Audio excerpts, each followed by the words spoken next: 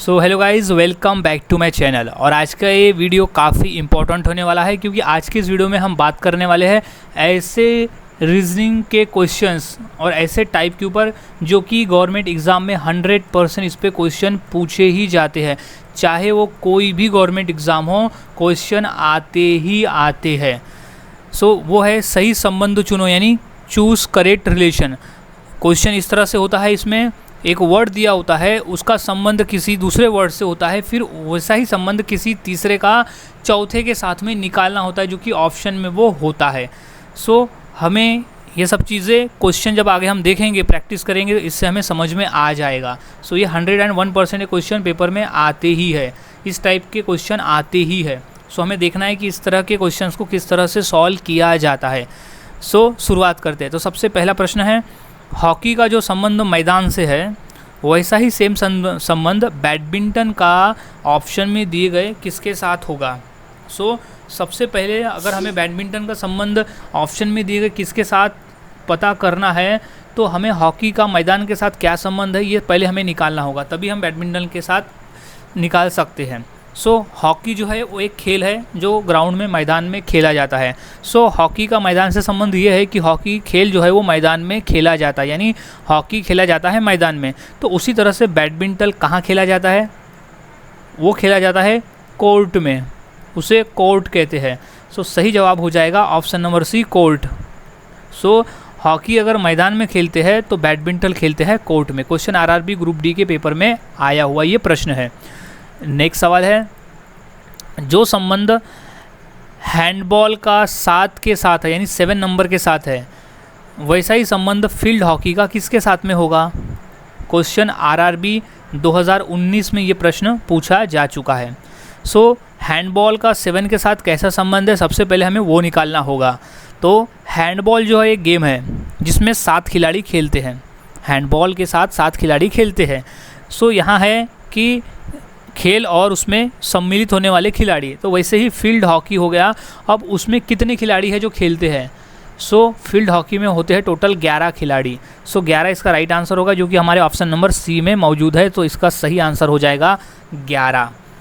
So guys इस तरह से सॉल्व किया जाता है। पहले देखा जाता है कि दो के बीच का क्या रिलेशन है, उसके बाद में फिर देखा जाता है कि वैसा ही रिलेशन किसी तीसरे का चौथे के साथ कैसा होगा। नेक्स्ट, कांच का जो संबंध पारदर्शी से है वैसा ही संबंध लकड़ी का किसके साथ में होगा। सो कांच का संबंध पारदर्शी के साथ किस तरह का है, सबसे पहले हम वो समझ लेते हैं। सो कांच जो है वो पारदर्शी होता है, यानी उसके आर पार हम आसानी से देख सकते हैं, तो वो होगा पारदर्शी, यानी उसे हम आर पार देख सकते हैं। अब लकड़ी से हम आर पार देख सकते हैं या नहीं है, वो इसका सही आंसर हो जाएगा। तो लकड़ी से हम आर पार नहीं देख सकते। सो पारदर्शी का अपोजिट हो जाएगा अपारदर्शी। सो जो हमारे ऑप्शन नंबर डी में मौजूद है तो वो हो जाएगा अपारदर्शी। सो राइट आंसर इज क्वेश्चन का ये डी, अपारदर्शी। क्वेश्चन आरआरबी ग्रुप डी में ये प्रश्न आया था। नेक्स्ट प्रश्न, क्रिकेट का जो संबंध 11 के साथ में है वैसा ही संबंध कबड्डी का किसके साथ में होगा। क्वेश्चन आरआरबी एनटीपीसी 2021 में ये प्रश्न आया था।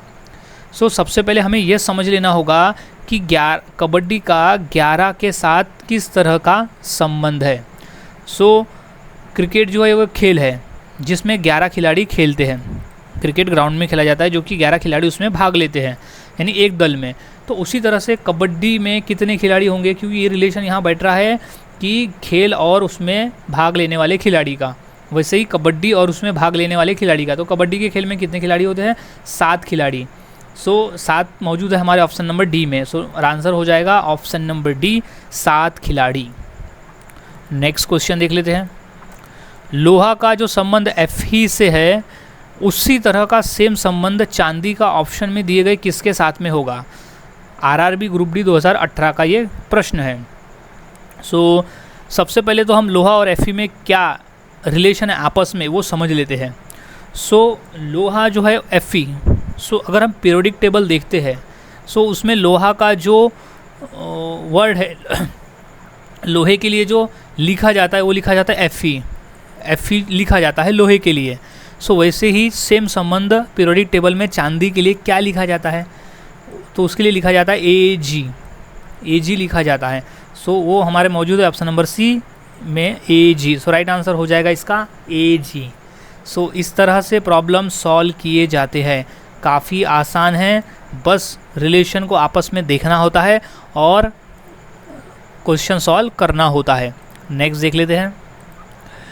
पृथ्वी का जो संबंध नीला से है वैसा ही सेम संबंध मंगल का किसके साथ में होगा? आरआरबी ग्रुप डी 2018 में ये प्रश्न आया हुआ है। सो सबसे पहले हमें समझ लेना होगा कि पृथ्वी का नीले के साथ किस तरह का संबंध है। पृथ्वी जो है वो हमारे सौरमंडल का ग्रह है, पृथ्वी पर हम रहते हैं। सो पृथ्वी को कहा जाता है नीला ग्रह।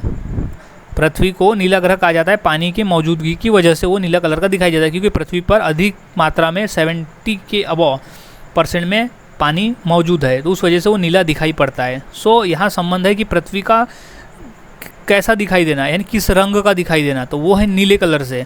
सो वैसा ही संबंध मंगल का हो जाएगा कि अब मंगल किस रंग का दिखाई देता है, क्योंकि यहाँ संबंध रंग से है। सो मंगल का भी रंग कौन सा होता है? मंगल का रंग होता है लाल कलर, उसे लाल ग्रह भी कहा जाता है, उसमें लाल ग्रह कहा जाता है क्योंकि लाल कलर का दिखाई देता है। सो हमारा ऑप्शन नंबर बी जो कि लाल है वो राइट आंसर हो जाएगा। सो इस तरह से आंसर निकाला जाता है। नेक्स्ट है, कलाई का जो संबंध घड़ी से है वैसा ही सेम संबंध उंगली का किसके साथ में होगा? आरआरबी ग्रुप डी 2018 में ये प्रश्न आया था। सो सबसे पहले कलाई और घड़ी के बीच में क्या रिलेशन है आपस में वो समझ लेते हैं, तभी हमें उंगली का रिलेशन समझ में आ जाएगा। सो कलाई तो होती है हाथों की कलाई, अब वो कलाई में हम पहनते हैं घड़ी, यानी कलाई पे हम घड़ी पहनते हैं, यानी यहाँ रिलेशन हो गया पहनने से कि कलाई पे क्या होती है? घड़ी होती है। तो वही रिलेशन उंगली का होगा कि उंगली में क्या होती है? जैसे कलाई में घड़ी है तो उंगली में क्या होगी? वो होगी अंगूठी, क्योंकि उंगली में हम अंगूठी पहनते हैं। सो ऑप्शन नंबर सी अंगूठी इसका राइट आंसर हो जाएगा, क्योंकि रिलेशन आपस में बैठ रहा है। नेक्स्ट क्वेश्चन, गरम का जो संबंध ठंडा से है वही संबंध बोलना का किसके साथ में होगा? जो कि ऑप्शन में मौजूद है। आरआरबी ग्रुप डी 2018 में ये प्रश्न आया हुआ है। सो सबसे पहले हमें समझना होगा कि गरम और ठंडा में आपस में क्या रिलेशन है। सो उसी रिलेशन के बेस पर हम आगे निकाल पाएंगे। सो ठंडा और गरम ये दोनों तो एक दूसरे के अपोजिट है, ठंडा गरम, गरम ठंडा। तो उसी तरह से बोलना का भी जो रिलेशन हो जाएगा वो अपोजिट का हो जाएगा, क्योंकि गरम और ठंडा में अपोजिट का रिलेशन है विरुद्ध का, तो बोलना के साथ भी ऑप्शन में दिए गए के साथ विरुद्ध का हो जाएगा। सो अगर हम बोल रहे हैं तो हम मौन भी रहते हैं। मौन यानी कुछ नहीं बोलना, बिल्कुल ही शांत रह जाना, शांत अलग हो गया, लेकिन मौन बोले तो मन में भी मौन हो जाना। सो सही जवाब इसका हो जाएगा ऑप्शन नंबर डी मौन। सो बोलना का हो जाएगा अपोजिट मौन। नेक्स्ट, जापान का जो संबंध एन से है वैसा ही संबंध कोरिया का किसके साथ हो जाएगा? क्वेश्चन आरआरबी ग्रुप डी 2018 में ये प्रश्न पूछा जा चुका है।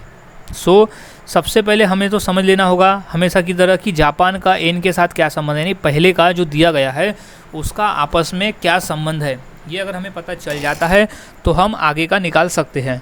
सो जापान जो है वो एक देश है और एन जो है एक मुद्रा का नाम है। सो अगर हम देखें तो जापान जो है वो एन की करेंसी है, यानी जापान देश में एन नामक करेंसी चलती है, वहाँ के चलन में है। तो उसी तरह से कोरिया में कौन सी करेंसी है जो चलन में है, क्योंकि आपस में ये रिलेशन यही बैठ रहा है, तो कोरिया का भी रिलेशन ऑप्शन के साथ वही बैठेगा। सो कोरिया में जो चलता है करेंसी का नाम है वान।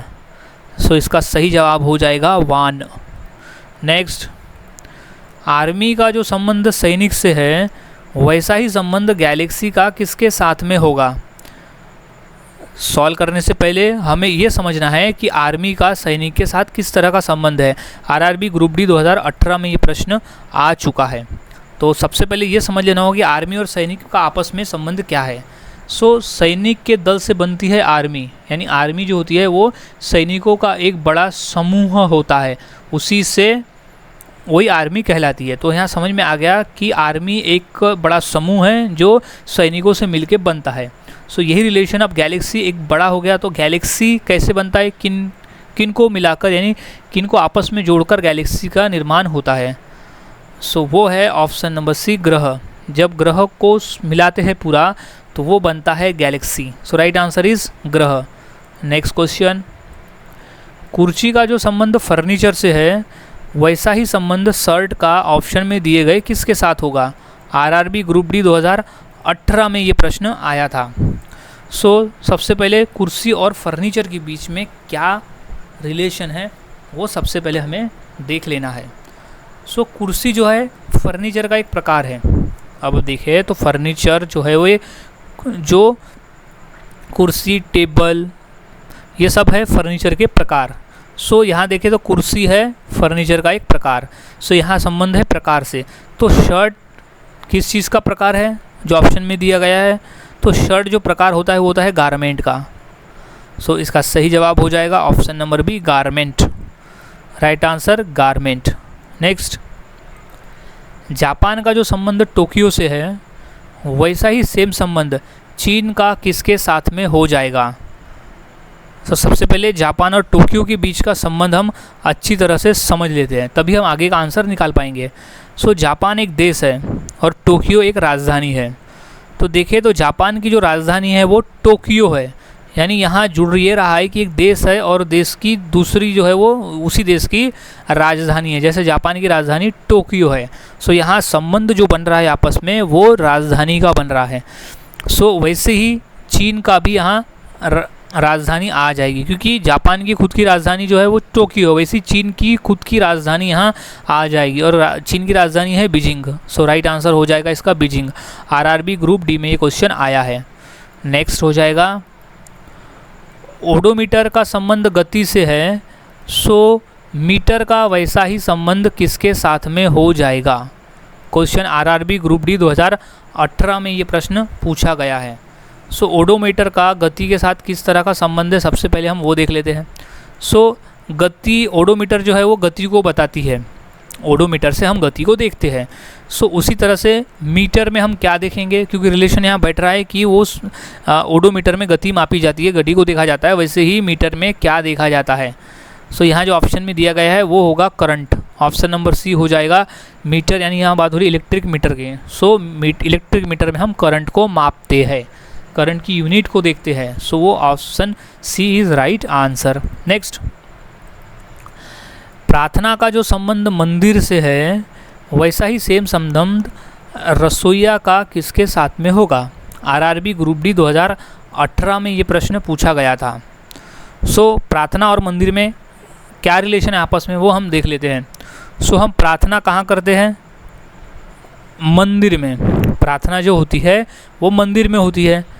तो यहाँ रिलेशन ये बैठ रहा है कि प्रार्थना करना है तो हमें मंदिर है, प्रार्थना अगर हमें करना है तो हमें मंदिर जाना है या मंदिर में होना है। तो वैसी रसोई, अगर रसोईया हमें करना है सो हमें कहाँ जाना होगा? वो हमें जाना होगा रसोई में। सो इसका सही जवाब हो जाएगा रसोई, यानी ऑप्शन नंबर ए हो जाएगा इसका रसोई। Right answer. Next question, pen का जो संबंध लिखना से है, पेन का संबंध लिखना से है, सो वैसा ही सेम संबंध चाकू का किसके साथ में होगा? आरआरबी ग्रुप डी 2018 में ये प्रश्न पूछा गया था। सो सबसे पहले तो हमें देख लेना है कि पेन और लिखना में आपस में क्या रिलेशन है। सो ये पेन हो गया नाउन और जो लिखना है वो हो गया एक वर्ब क्रिया। सो पेन से हम लिखने का काम करते हैं, पेन का उपयोग जो है वो लिखने के लिए होता है, यानी यहाँ समझ में आ गया कि पहला जो है उसका कौन सा कार्य है। सो वही रिलेशन यहाँ बैठ रहा है। तो वैसे ही चाकू का हम उपयोग किस लिए करते हैं? जैसे पेन का उपयोग हम लिखने के लिए करते हैं, वैसे ही चाकू का प्रयोग हम किस लिए करेंगे? तो वो हम करते हैं काटने के लिए। सो काटना। सो इसका सही जवाब हो जाएगा ऑप्शन नंबर बी में है काटना। सो राइट आंसर इज काटना।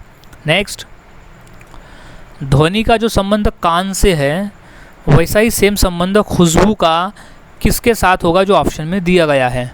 आरआरबी ग्रुप डी 2018 में ये प्रश्न आया था। सो सबसे पहले हम ध्वनि और कान ये दोनों के बीच में क्या रिलेशन है वो हम जान लेते हैं, तभी हम आगे का आंसर निकाल पाएंगे। सो ध्वनि और कान में क्या फ़र्क है, यानी फ़र्क बोले तो क्या रिलेशन है? सो ध्वनि जो आवाज़ है वो हम कान से सुनते हैं, ध्वनि जो आवाज़ है वो हम कानों से सुनते हैं। सो वैसे ही खुशबू हम किससे महसूस करते हैं या किसके ज़रिए हम लेते हैं? सो वो हम लेते हैं नाक के ज़रिए। जैसे कान का काम है ध्वनि को सुनना, वैसे ही नाक का काम है खुशबू को सूंघना। सो सही जवाब हो जाएगा ऑप्शन नंबर सी में है नाक। सो राइट आंसर इज हो जाएगा इसका नाक। नेक्स्ट, जो संबंध बास्केटबॉल का पाँच से है, वैसा ही सेम संबंध फुटबॉल का किसके साथ में हो जाएगा? सो सबसे पहले समझ लेना है हमको कि बास्केटबॉल का पाँच के साथ किस तरह का संबंध है, तभी हम फुटबॉल का संबंध निकाल पाएंगे। सो बास्केटबॉल एक खेल है जो कि खेला जाता है, उसमें 5 खिलाड़ी होते हैं, एक दल में 5 खिलाड़ी होते हैं। यानी यहाँ संबंध बैठ रहा है कि एक खेल है जिसमें 5 खिलाड़ी पार्टिसिपेट होते हैं। वैसे ही फुटबॉल एक खेल है, अब उसमें कितने खिलाड़ी पार्टिसिपेट होंगे वो हो जाएगा आंसर। सो इसमें होते हैं फुटबॉल में टोटल 11 खिलाड़ी, यानी टोटल बोले तो एक दल में टोटल 11 खिलाड़ी। सो वही संबंध हो जाएगा बास्केटबॉल का पास से, तो फुटबॉल का वो नंबर ऑफ प्लेयर से। सो सही जवाब इसमें 11 है, तो ऑप्शन नंबर सी हमारा 11 हो जाएगा जो ऑप्शन में दिया है। आरआरबी 2019 में ये प्रश्न पूछा गया था। नेक्स्ट देख लेते हैं, जंगल का जो संबंध चिड़ियाघर से है, वैसा ही सेम संबंध समुद्र का किसके साथ में हो जाएगा? आरआरबी जेईई 2019 में ये प्रश्न पूछा गया था। सो इसका सही जवाब देने के लिए सबसे पहले हमें समझना होगा पहले वाले रिलेशन को। सो जंगल में प्राणियाँ रहते हैं, सो उसी का छोटा भाग होता है चिड़ियाघर, जहाँ प्राणी होते हैं लेकिन बहुत कम मात्रा में और एक कैद की तरह होते हैं। जंगल एक आज़ाद है और चिड़ियाघर एक कैद है, किसके लिए? वहाँ रहने वाले प्राणियों के लिए। सो यहाँ संबंध ये बन रहा है कि जंगल में रहने वाले प्राणी चिड़ियाघर में कैद रहते हैं लेकिन जंगल में आज़ाद होते हैं। तो उसी तरह से जो मछलियाँ हैं वो समुद्र में आज़ाद होती है लेकिन किस चीज़ में वो बंधी हुई रहती है, यानी एक लिमिट तक वो बंधी हुई रहती है, तो वो राइट आंसर हो जाएगा। तो समुद्र से छोटा जो है होता है वो एक्वेरियम, तो ऑप्शन नंबर सी हो जाएगा, aquarium is right answer. Next, जो संबंध पर्वत का घाटी से है, वैसा ही संबंध दुश्मन का किसके साथ में हो जाएगा? क्वेश्चन आरआरबी जेईई 2019 में ये आया हुआ प्रश्न है। सो सबसे पहले हमें समझ लेना होगा कि घाटी और पर्वत का आपस में क्या रिलेशन है। सो घाटी और पर्वत और घाटी एक दूसरे के विपरीत है, एक दूसरे के विरोध में है। सो विरोध में होने की वजह से इनका जो संबंध हो जाएगा भी विरुद्धार्थी का हो जाएगा। तो उसी तरह से दूसरा जो वर्ड है उसका भी संबंध किसी चौथे के साथ विरुद्धार्थी का हो जाएगा। सो इसका सही जवाब हो जाएगा दुश्मन का, ऑप्शन नंबर बी, दोस्त। सो पर्वत और घाटी अपोजिट है और दोस्त और दुश्मन एक दूसरे के अपोजिट है। नेक्स्ट,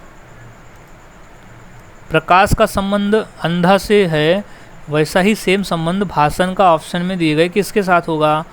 आरआरबी जेईई 2019 के पेपर में ये प्रश्न आया था। तो सबसे पहले तो हमें समझना है कि प्रकाश का अंधे के साथ किस तरह का संबंध है। सो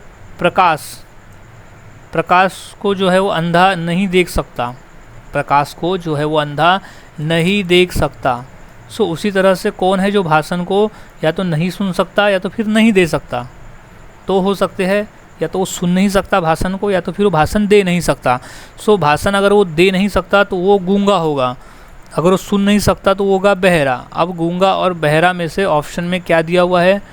वो दिया हुआ है गूंगा, यानी ऑप्शन नंबर बी है गूंगा। सो सही जवाब इसका गूंगा हो जाएगा। जैसे अंधा प्रकाश को नहीं देख सकता, वैसे ही गूंगा जो बोल नहीं सकता वो भाषण नहीं दे सकता। नेक्स्ट, जापान का जो संबंध ग्रीन तीतर से है, वैसा ही सेम संबंध भारत का दिए गए ऑप्शन में से किसके साथ होगा? सो सबसे पहले हमें समझ लेना होगा कि जो पहला दिया है जापान, उसका ग्रीन तीतर के साथ में किस तरह का संबंध है। सो जापान एक देश है और ग्रीन तीतर एक पक्षी का नाम है, और हम देखें तो जापान का जो राष्ट्रीय पक्षी है वो है ग्रीन तीतर। तो यहाँ संबंध क्या बन रहा है? यहाँ संबंध बन रहा है कि एक देश है उसका राष्ट्रीय पक्षी क्या है, तो वैसे ही भारत का राष्ट्रीय पक्षी क्या होगा, क्योंकि संबंध वही है। सो भारत का राष्ट्रीय पक्षी हम सब जानते हैं कि वो मोर है। सो मोर ऑप्शन में है ऑप्शन नंबर बी में मोर। तो सही जवाब इसका हो जाएगा मोर। नेक्स्ट, चेहरे का जो संबंध अभिव्यक्ति से है उसी तरह का संबंध हाथ का किसके साथ में हो जाएगा। क्वेश्चन आरआरबी जेईई 2019 में ये प्रश्न पूछा गया था। सो सबसे पहले हमें समझ लेना होगा कि चेहरा का अभिव्यक्ति के साथ में किस तरह का रिलेशन है। सो चेहरे का जो अभिव्यक्ति के साथ रिलेशन है, जब हम चेहरा देखते हैं तो किसी की उससे हम अभिव्यक्त करते हैं, यानी उसे हम एक्सप्रेशन में बनाते हैं। तो चेहरे का उपयोग यही है कि उसकी अभिव्यक्ति हम प्रकट करते हैं। तो उसी तरह से हाथ का प्रयोग हम किसके लिए करते हैं, किसी को इशारा करना है तो हम उसे इशारा के लिए प्रयोग में लाते हैं। तो सही जवाब हो जाएगा ऑप्शन नंबर बी, इशारा करना। सो हाथ का रिलेशन हो जाएगा इशारा से।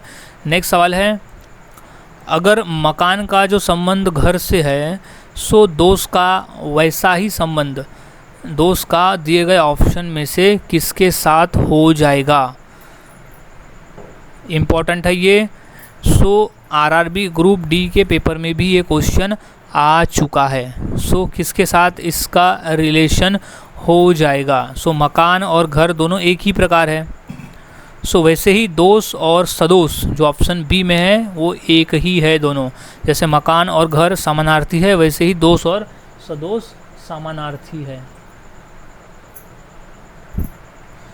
नेक्स्ट, जो संबंध होटल का मेनू के साथ में है वैसा ही सेम संबंध पुस्तकालय का किसके साथ में होगा। आरआरबी जेईई 2019 में ये प्रश्न पूछा गया था। सो सबसे पहले तो हमें सॉल्व करने से पहले होटल का मेनू के साथ में किस तरह का संबंध है वो देख लेना होगा। सो होटल जब हम जाते हैं तो वहाँ का वेटर हमें मेनू दिखाता है ताकि हम जान सके कि वहाँ कौन कौन के प्रकार के फूड है, यानी खाने के लिए क्या क्या चीज़ें वहाँ पे रखी हुई है। होटल का संबंध इससे ही है कि मेनू में हमें देख सके कि खाने की चीज़ें क्या है। सो वैसे ही अगर हम पुस्तकालय में जाते हैं तो वहाँ पे हमें दिखाया जाता है कि यहाँ पर किस तरह के बुक रखे हुए हैं, यानी उनकी लिस्ट दिखाई जाती है। सो बुक वाली लिस्ट को क्या कहा जाता है, उन्हें कहा जाता है कैटलॉग। सो इसका सही जवाब हो जाएगा option number A, catalogue. Right answer is catalogue. Next सवाल, पेट्रोल का जो संबंध कार से है वैसा ही सेम संबंध विद्युत का किसके साथ में होगा। क्वेश्चन आरआरबी ग्रुप डी के 2018 के पेपर में ये प्रश्न आया था।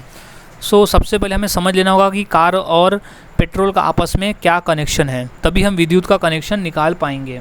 सो पेट्रोल और कार का संबंध ये है कि पेट्रोल का यूज़ करके हम कार को चलाते हैं, यानी कार जो चलता है वो पेट्रोल की वजह से चलता है। सो पेट्रोल का प्रयोग करके हम कार को चलाते हैं, वैसे ही विद्युत का प्रयोग करके हम किस चीज़ को चलाएंगे जो ऑप्शन में दिया गया है।